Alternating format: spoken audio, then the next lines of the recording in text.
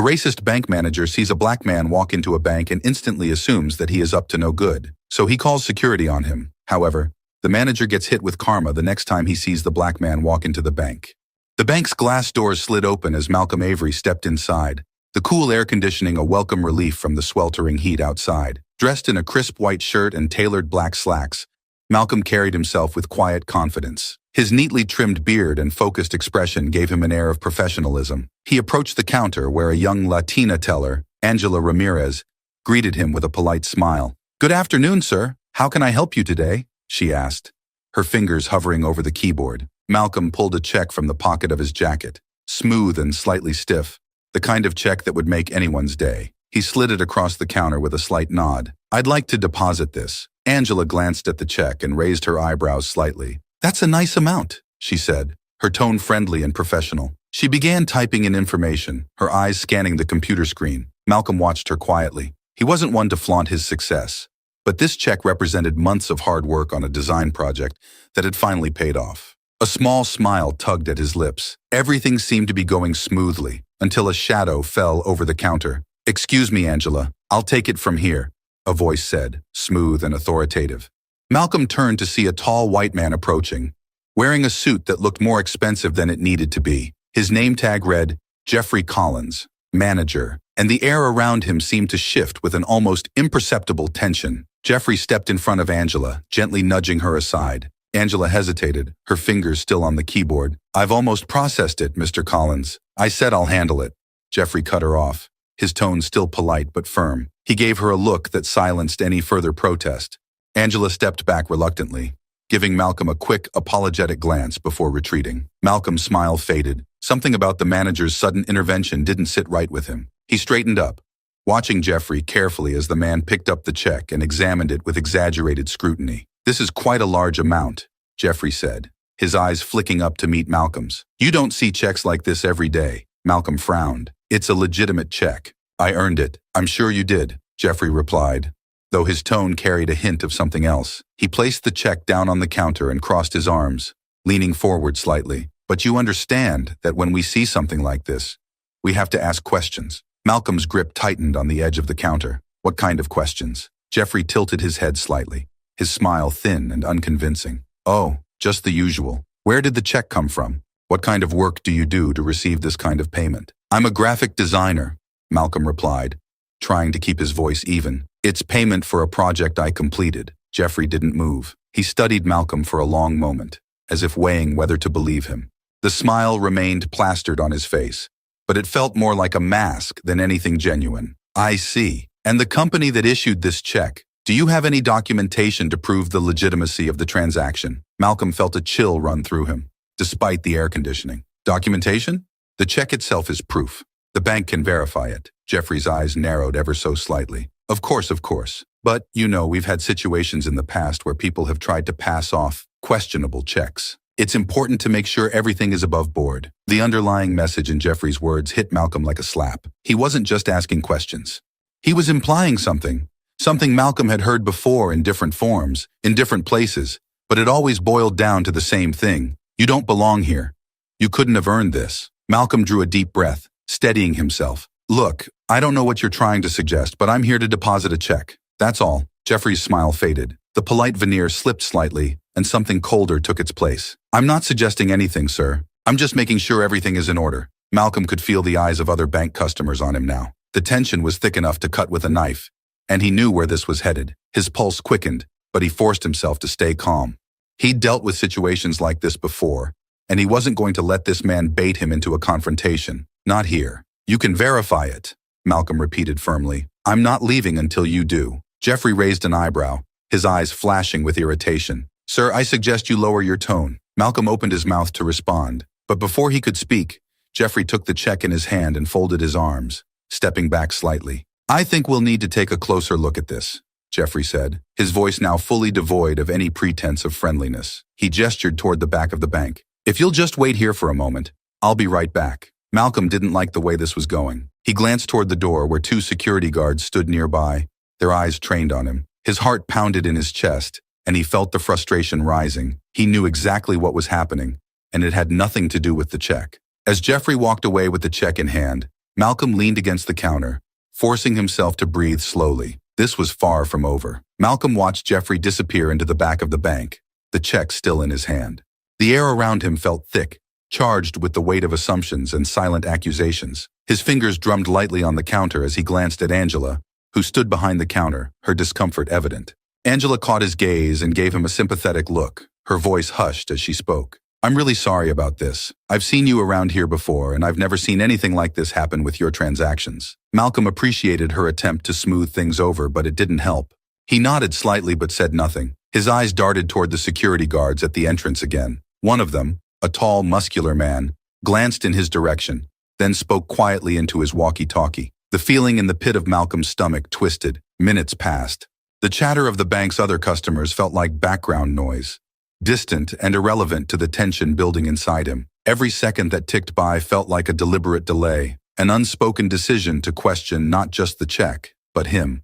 The idea that he could be doubted for simply existing here, in this moment, gnawed at him. Then, just as Malcolm was about to approach the counter again, Jeffrey returned. The look on his face had changed. Gone was the thin veneer of politeness. In its place was something sharper, colder, and unyielding. Jeffrey placed the check on the counter, but his hand remained on top of it, as though he was guarding it. His eyes met Malcolm's with an almost palpable sense of authority.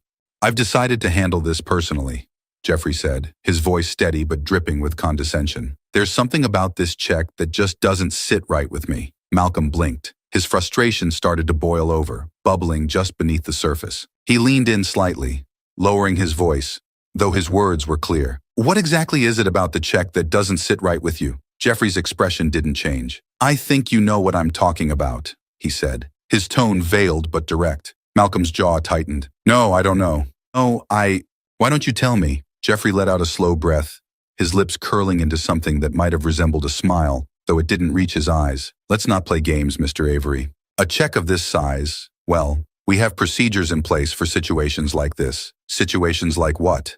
Malcolm asked, the edge in his voice unmistakable now. His hands clenched into fists at his sides, though he kept them under control. Jeffrey's hand finally lifted from the check, but instead of giving it back, he folded his arms. "It's unusual for someone like you to be walking in with a check this large. We need to make sure it's not fraudulent." Malcolm stared at him, his heart racing, his breath shallow. The words hit him like a punch in the gut. "Someone like you." He knew exactly what Jeffrey meant. He had dealt with this before. Subtle words that carried a not-so-subtle message. "You're accusing me of fraud?" Malcolm asked, his voice steady but laced with anger. He couldn't believe how quickly this was escalating. "I'm not accusing anyone of anything," Jeffrey replied smoothly, though the smirk on his face suggested otherwise. "I'm just saying that we need to be cautious when handling such large sums of money. It's protocol, you understand." "Protocol?" Malcolm scoffed. "I've been banking here for years. You can check my account records. I've never had an issue." Jeffrey shrugged. "Times change. Protocols change. And this check, it just doesn't add up." Malcolm took a step forward, his eyes narrowing. "What doesn't add up is why you're treating me like a criminal for trying to deposit money that I earned." The temperature in the room seemed to drop as the two men stared each other down. The tension was palpable now, drawing the attention of nearby customers and staff. Angela looked visibly uncomfortable, shifting from foot to foot behind the counter, unsure of what to do. Jeffrey straightened, his smile gone now. "I suggest you calm down, Mr. Avery. There's no need to get hostile." "I'm not hostile," Malcolm said, his voice rising slightly. "I'm just trying to understand why you're accusing me of something I haven't done." "I'm not accusing you of anything," Jeffrey repeated, though his tone suggested the exact opposite. "But if you can't verify where this check came from, we'll have no choice but to involve the authorities." Malcolm's heart pounded in his chest, his frustration nearing its breaking point. He felt the eyes of the security guards on him again, felt the judgment in Jeffrey's every word. It was the same story, repeated over and over. Doubt, suspicion, and assumptions all based on the color of his skin. "I don't need to verify anything," Malcolm said, his voice cold and steady now. "The check is real. Call the company and verify it yourself." Jeffrey raised an eyebrow, clearly unimpressed. "That's not how we do things here. We'll be holding on to the check for further review." Malcolm's fists clenched again, and he forced himself to stay calm, though it was taking every ounce of restraint he had. "You're not holding on to anything. You're going to deposit that check." Jeffrey's eyes darkened. "Sir, if you continue to act this way, I'll have no choice but to ask security to remove you from the premises." Malcolm stared at him, the anger simmering just beneath the surface. "I'm not leaving until you deposit my check." A tense silence followed, and for a moment, neither man moved. Then Jeffrey took a slow, deliberate step backward, his hand raised slightly as he glanced over Malcolm's shoulder. "Security!" he called, his voice calm but commanding. Malcolm turned just in time to see the two security guards approach, their expressions unreadable. His heart raced, but he refused to back down. He wasn't going to let them push him around. "I'm giving you one last chance to leave peacefully," Jeffrey said, his voice low. "Otherwise, these gentlemen will escort you out." Malcolm took a deep breath, his hands shaking with the weight of his frustration. This wasn't just about the check anymore. This was about the constant need to prove himself, to justify his existence in spaces that saw him as less than. But he wasn't going to let them win. "I'm not leaving," Malcolm said firmly. "I'm staying right here until you do your job." Jeffrey's eyes flashed with anger, and he nodded toward the guards. "Escort him out." Before Malcolm could react, the guards were on him, grabbing his arms and pulling him toward the exit. His heart pounded in his chest as he struggled against their grip, the humiliation washing over him like a wave. As he was dragged out of the bank, Malcolm's voice rang out, firm and unwavering. "You're going to regret this." Jeffrey stood at the entrance, watching with cold satisfaction as Malcolm was thrown out onto the sidewalk. The doors slammed shut behind him. Malcolm's chest rose and fell as he stood outside the bank, the summer heat prickling at his skin. He adjusted his shirt and paced in frustration, still trying to process what had just happened. People walking by glanced at him curiously, but he didn't care. His mind raced with anger and disbelief. How could something as simple as depositing a check turn into this? Inside the bank, he could see Jeffrey through the large glass windows, standing near the entrance. The smug look on his face made Malcolm's blood boil. He wanted to storm back in and demand that his check be deposited, but he knew the security guards would be on him in seconds. Instead, Malcolm stood his ground outside the door, breathing deeply to calm himself. His phone buzzed in his pocket, and he pulled it out, briefly glancing at the screen. It was a work message, something that suddenly felt trivial compared to the storm swirling inside him. He glanced back at the bank and caught the eye of Angela Ramirez, the teller who had originally tried to help him. She looked distressed, almost apologetic, but she was powerless to do anything. He could tell that she knew the situation was wrong, but there was only so much she could do against someone like Jeffrey. Before Malcolm could decide his next move, the bank's door swung open, and Jeffrey stepped out. His polished shoes clicked on the pavement, and he straightened his suit jacket, acting as though he owned the sidewalk just as much as he did the bank. "Are we still doing this, Mr. Avery?" Jeffrey said, his voice dripping with condescension. "I thought we made it clear inside. Your check isn't being deposited until we verify everything. You can come back later if you want, but causing a scene out here isn't going to change anything." Malcolm clenched his jaw, forcing himself to stay calm, though his frustration was evident in every breath he took. "This isn't about the check, and you know it." Jeffrey raised an eyebrow, feigning innocence. "Oh? What do you think it's about then? You saw a black man walk into your bank with a big check, and you decided that there's no way it could be real," Malcolm said, his voice low but intense. "That's what this is about." Jeffrey's expression hardened. "Watch your tone, Mr. Avery. I don't appreciate being accused of something that has no basis in reality." "There's no basis in reality for what you're doing to me either," Malcolm shot back. "I came in to deposit a check, and now I'm being treated like a criminal." "You're being treated according to our policies," Jeffrey said smoothly. "We have procedures in place for verifying large sums of money. You of all people should understand that." "Me of all people?"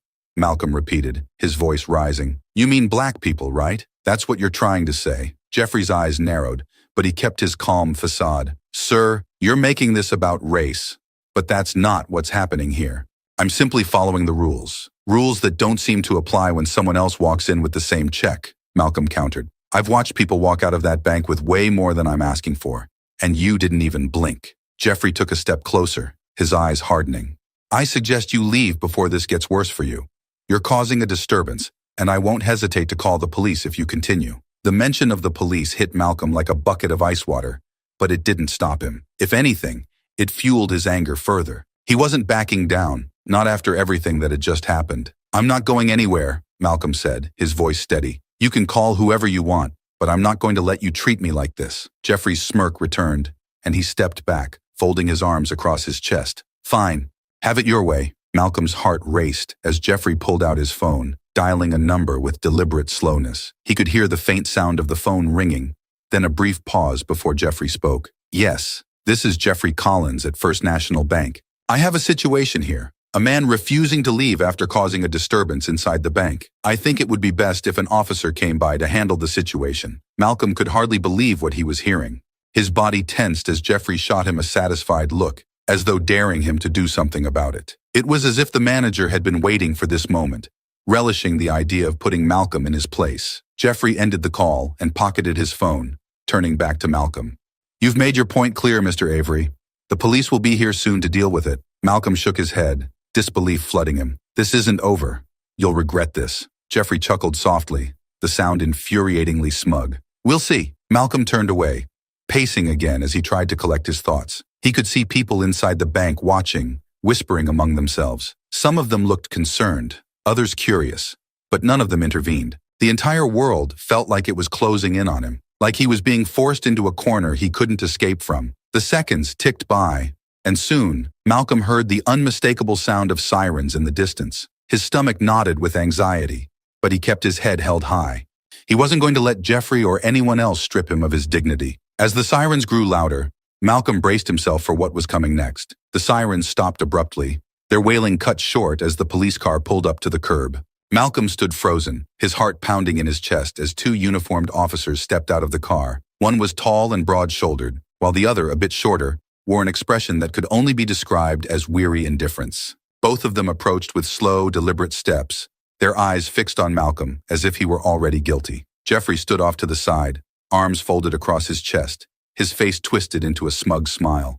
He gave the officers a small wave, motioning toward Malcolm as though he were handing over a problem that needed to be dealt with. "Officers," Jeffrey began, his voice smooth and calm, "this is the man I called you about. He was inside the bank, causing a disturbance and refusing to leave after we asked him multiple times. I'd appreciate it if you could handle the situation." The taller of the two officers, Officer Daniels, turned his attention to Malcolm, sizing him up in a way that made Malcolm's skin crawl. "Is that true?" Daniels asked, his voice flat. Malcolm opened his mouth to speak, but the frustration and anger that had been building inside him all afternoon made his words come out sharper than intended. "No, it's not true. I wasn't causing a disturbance. All I did was try to deposit a check, and this guy decided to accuse me of fraud for no reason." Daniels raised an eyebrow, glancing over at Jeffrey, who gave a slight shrug. "He's lying," Jeffrey said, his voice sickeningly calm.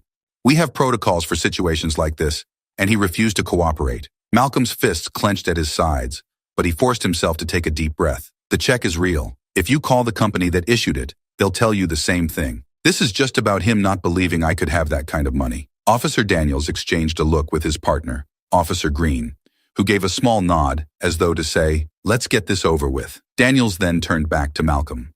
"Sir, I'm going to ask you to step aside while we sort this out. But for now, I need you to calm down." Malcolm's frustration boiled over. "I am calm," he said, though the tension in his voice betrayed him. "I've been calm this whole time. It's him," he pointed at Jeffrey, who stood smugly by, "who's trying to turn this into something it's not." Daniel's expression remained unreadable, but his hand drifted toward the radio clipped to his shoulder. "I need you to step away from the building, sir," he said again, his voice firmer this time. "If you don't comply, we'll have to take you in." Malcolm's eyes widened in disbelief. "Take me in? For what? Trying to cash a check?" Officer Green stepped forward now, his posture tense. "Look, you can cooperate or we can escalate this. It's up to you." Malcolm felt trapped. He looked from the officers to Jeffrey, who was watching with cold satisfaction, and back to the officers again. His heart pounded in his chest, but he knew there was no winning here. The odds were stacked against him. If he didn't comply, he'd end up in handcuffs, or worse. With a frustrated sigh, Malcolm raised his hand slightly, taking a step back. "Fine, I'll step aside. But this is wrong, and you know it." Officer Daniels gestured toward the sidewalk. "Stand over there, sir, and don't move until we tell you otherwise." Malcolm backed away slowly, moving toward the spot where Daniels had pointed. His mind raced, anger still coursing through him. He had done nothing wrong, yet here he was, being treated like a criminal simply for standing his ground. Jeffrey stepped forward again, his face still twisted into that smug grin. "Thank you, officers. I'm sure you'll sort this out quickly." The officers barely acknowledged him as they turned their attention back to Malcolm. Daniels spoke into his radio, calling for backup, while Green stepped closer to Malcolm, watching him carefully, as though expecting him to make a wrong move at any moment. Malcolm stood there, his fists clenched, his mind reeling. The humiliation was overwhelming. He could feel the stares of the passers-by, the silent judgment in their eyes. To them, he was just another black man causing trouble. They didn't know the truth, and they probably didn't care. After what felt like an eternity, Officer Daniels approached again, his face still impassive. "You're coming with us," he said simply. Malcolm's eyes widened. "What? For what?" Daniels didn't flinch.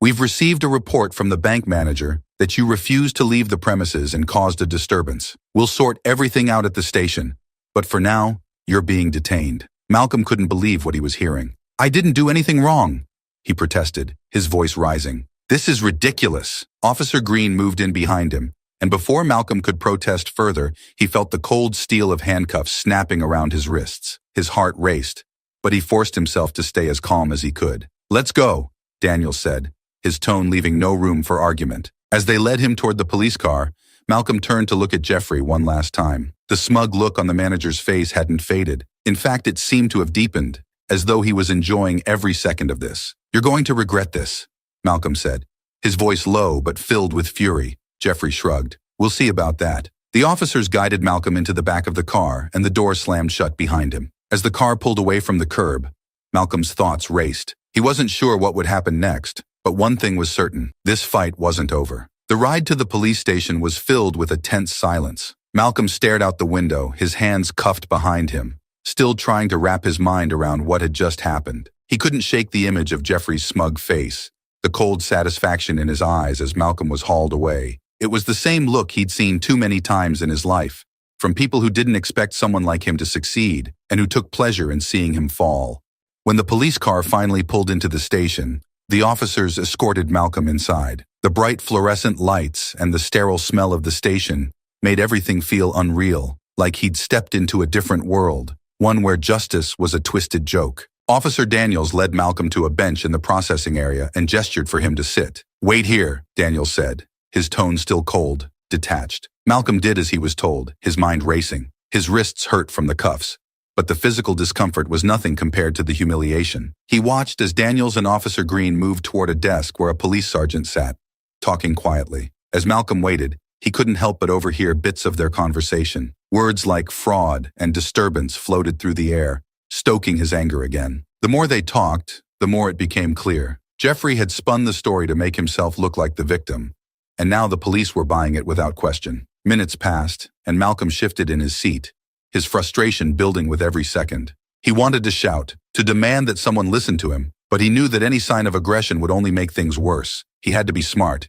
He had to stay calm. Finally, Daniels returned, carrying a clipboard and a stack of papers. He sat down across from Malcolm, looking at him with that same indifferent expression. "We're going to take your statement," Daniels said, flipping through the pages on the clipboard. "You'll have a chance to explain your side of things." Malcolm's jaw tightened. "Explain my side? I didn't do anything wrong. I walked into that bank to deposit a check, and your friend Jeffrey decided I didn't belong there." Daniels barely reacted. "The manager has a different version of events. He claims you refused to cooperate and caused a scene when asked to leave." "Refused to cooperate?" Malcolm's voice rose despite his efforts to remain calm. "He accused me of trying to deposit a fake check." "I didn't cause a scene. I defended myself from his lies." Daniels sighed, his expression unchanging. "We'll contact the company that issued the check. If everything checks out, you'll be free to go.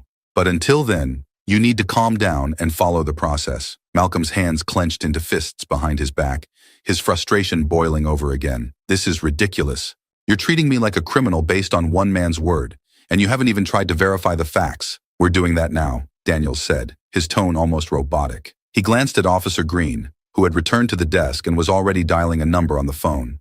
Malcolm took a deep breath, trying to steady himself. He needed to get through this. He needed to stay calm, no matter how infuriating the situation was. He could only hope that once the company confirmed the check's legitimacy, this nightmare would end. As Green made the call, Malcolm sat in silence, his mind racing. He wondered how many other people had been in his position, people wrongfully accused, their dignity stripped away by someone who assumed the worst about them. He had worked too hard, sacrificed too much to be reduced to this. Minutes passed, and Malcolm's pulse quickened as he watched Green on the phone, nodding occasionally, scribbling notes onto a pad of paper. Every second felt like an eternity, the uncertainty gnawing at him. What if they found a way to turn this against him, to keep him here longer? He couldn't shake the feeling that no matter what he did, the deck was stacked against him. Finally, Green hung up the phone and walked over to Daniels, handing him the notes. Daniels scanned the paper, his expression unreadable. "The check is legitimate," Daniels said flatly. The company confirmed the payment was issued to you for services rendered. Malcolm exhaled a breath he hadn't realized he was holding. Relief washed over him, but it was tempered by the anger that still burned in his chest. This never should have happened in the first place. So now what? Malcolm asked, his voice tinged with bitterness. Daniels gave a small nod to Green, who stepped forward and unlocked the cuffs around Malcolm's wrists. You're free to go, Daniels said, as if it were the simplest thing in the world. You'll be given a ride home if you need it. Malcolm rubbed his sore wrists, standing up slowly. That's it?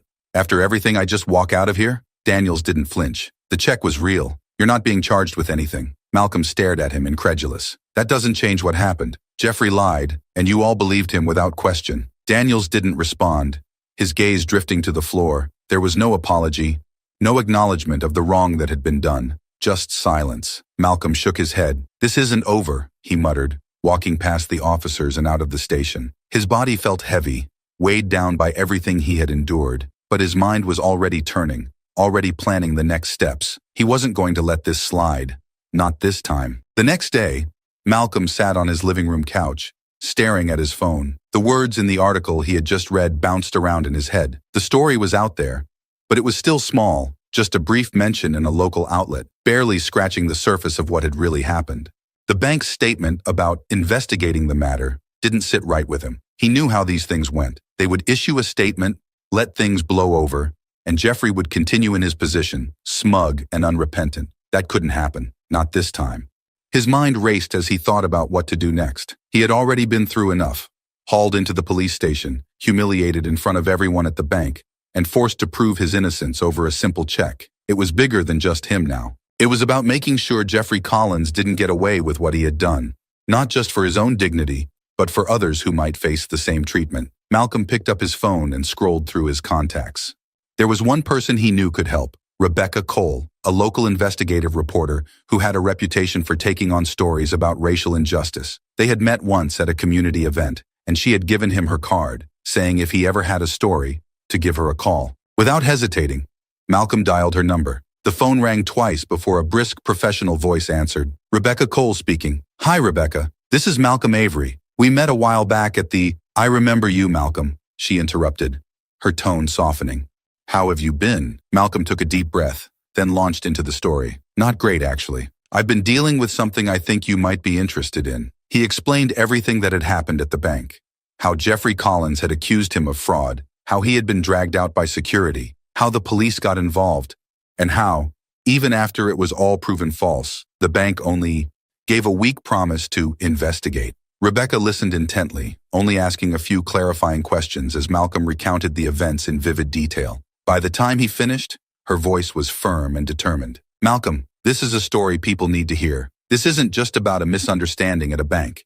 It's about systemic racism and the abuse of power. I can have a crew meet you tomorrow morning, and we'll get your side of the story on record. Are you comfortable going on camera? Malcolm hesitated, but only for a moment. He knew that going public would be uncomfortable, but staying silent felt worse. I'll do it. I want people to know what happened. Great, Rebecca said. I'll handle the rest. We're going to make sure this story doesn't disappear. The next morning, Malcolm found himself standing in front of the bank where it had all gone down. A camera crew was setting up nearby, and Rebecca was beside him, holding a notebook and speaking to him quietly about what to expect during the interview. The morning sun glinted off the bank's glass facade, casting a cold reflection of the place that had become a battleground for his dignity. Once the camera was rolling, Malcolm spoke. He told his story again, this time for the public to hear. He didn't hold back. He talked about Jeffrey Collins' thinly veiled racism, how the accusation of fraud was baseless, and how he had been dragged to the police station without any real cause.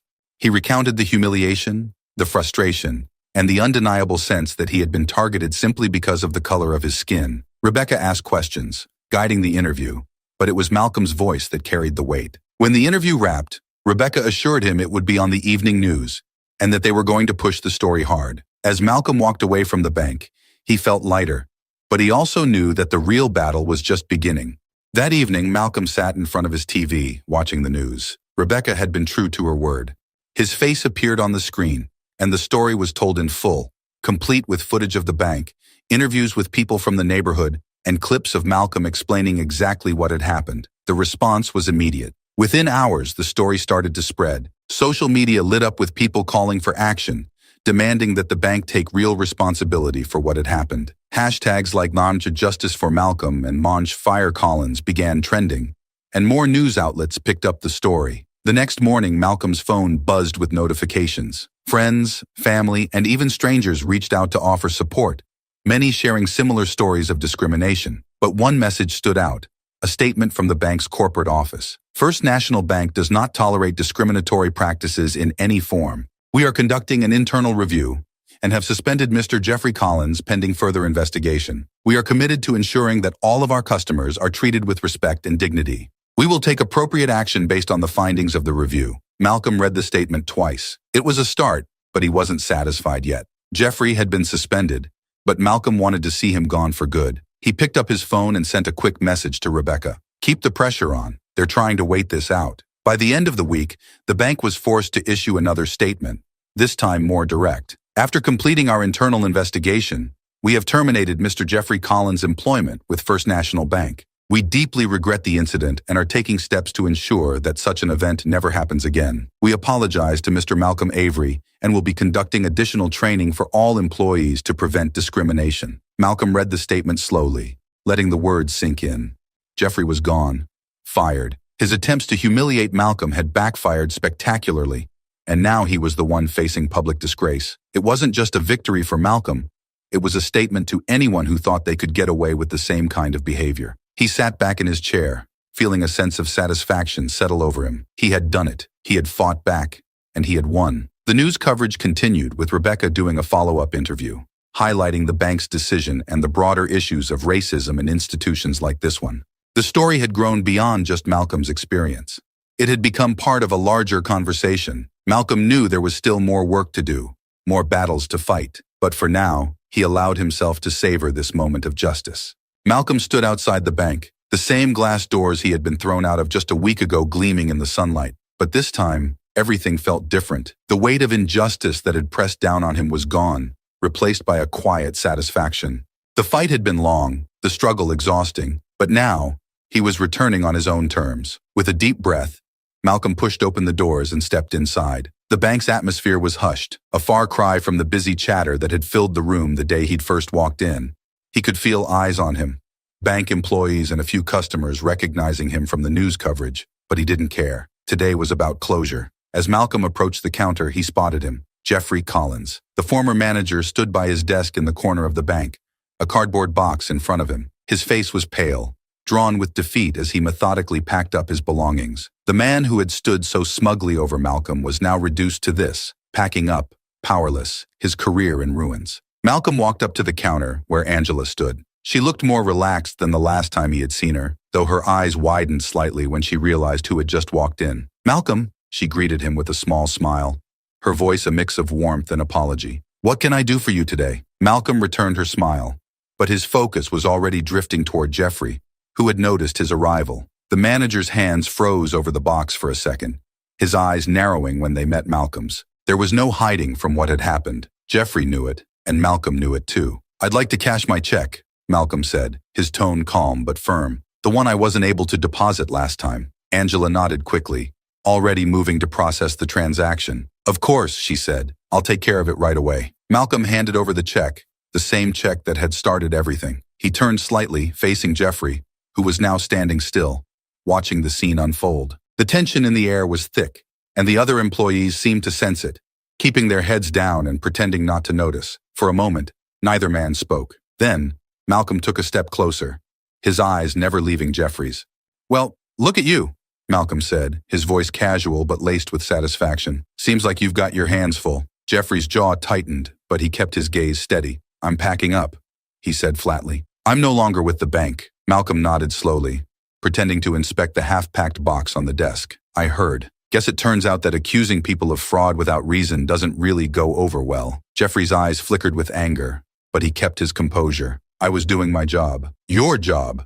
Malcolm said, raising an eyebrow. "Your job was to humiliate me, throw me out, and call the cops for no reason? That's what you call doing your job?" Jeffrey's hands clenched into fists at his sides. "I followed protocol." Malcolm leaned in slightly, his voice dropping to a dangerous whisper. "No, you followed your own racist assumptions, and look where that got you. Packing up your desk while I cash this check." He let the words hang in the air, watching as Jeffrey's face hardened with bitterness. There was no need for Malcolm to yell or gloat loudly. The sight of Jeffrey, stripped of his power, was victory enough. "I warned you," Malcolm continued, his voice calm. "I told you this wasn't over. You should have listened." Jeffrey's mouth twisted into a grim line. "You think this is some big win for you? You think you've changed anything?" Malcolm smiled, a small but genuine smile. "It's not about changing the world. It's about holding people like you accountable. And yeah, this feels like a win to me." Just then, Angela returned to the counter, handing Malcolm a receipt and the cash for his check. "All done," she said, her voice soft but filled with a subtle sense of satisfaction as well. She knew the significance of this moment. Malcolm took the cash, tucking it into his pocket. "Thanks, Angela." He turned back to Jeffrey one last time, his smile fading into something more serious. "Maybe you'll think twice next time before assuming someone like me doesn't belong. If there even is a next time." With that, Malcolm turned and walked toward the exit, his head held high. As he pushed open the glass doors and stepped out into the sunlight, he felt lighter than he had in days. He had faced down the man who had tried to tear him down, and he had won, not just for himself, but for everyone who had ever been in his shoes. Behind him, Jeffrey Collins was left standing in the bank, packing up the last of his things, knowing that his downfall had come at the hands of the man he had tried to ruin. It had been a few weeks since Malcolm's final visit to the bank. The chaos surrounding the incident had started to settle down. The media had moved on to other stories, and while Malcolm still occasionally received messages of support, the world had continued to turn. Malcolm sat on the front porch of his house, watching the sun dip below the horizon, casting a warm, golden glow over the neighborhood. He sipped his coffee, his way of winding down after another long day at work. The weight that had been pressing on him since that day at the bank had lifted, but the memory of it lingered, a reminder of just how fragile dignity could be in the face of power. He glanced down at his phone, where a news article about the bank's newly implemented anti-discrimination policies flashed across the screen. They had been forced to act quickly, implementing new training for all employees and conducting reviews of their procedures. The bank's name had been tarnished, and they were scrambling to fix it. But to Malcolm, it wasn't just about the policies or the corporate apologies. It was about something deeper, something he'd always known, but had been forced to confront head-on. The world wasn't always fair, especially not to people like him. He had always been aware of the obstacles, the quiet judgments, the assumptions about what he could and couldn't do. But now, after everything he'd been through, he felt stronger, more certain of his place in a world that sometimes tried to push him out. His thoughts drifted back to the moment when he stood face to face with Jeffrey Collins in that bank. He had always known men like Jeffrey existed, men who would rather see him fail than succeed, who assumed the worst simply because of the color of his skin. But for once, Malcolm had been able to turn the tables. He had stood his ground, fought back, and walked out with his dignity intact. It hadn't been easy. There had been moments when he thought about walking away, about letting it go, but he hadn't. He had pushed forward, not just for himself, but for every person who had ever been made to feel like they didn't belong. And in the end, it had been worth it.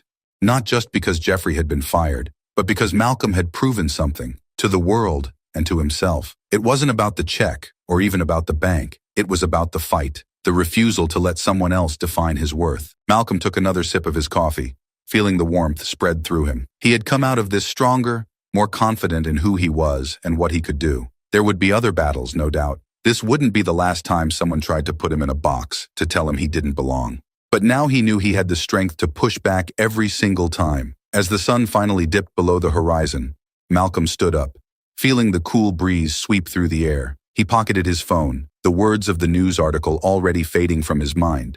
There was work to be done always, but for tonight, he allowed himself to rest. He had fought the fight, and he had won, and that for now was enough.